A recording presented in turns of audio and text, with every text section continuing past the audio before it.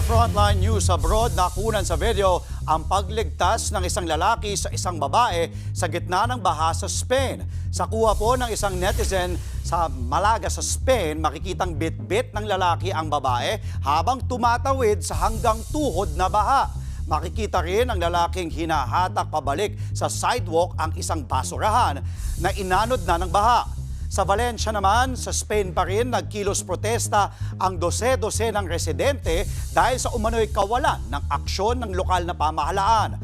Hiling ng mga nagprotesta, bumaba sa pwesto ang regional leader na si Carlos Mazon. Aabot na sa 200 tao ang namatay sa Valencia region dahil sa baha.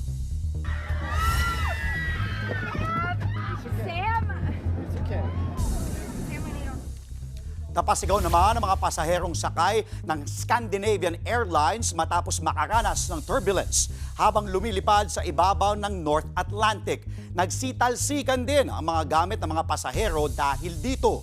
Papunta sana sa Miami ang flight mula sa Stockholm. Wala naman daw na italang sugatan sa nangyari. Mga kapatid, Andre Felix po.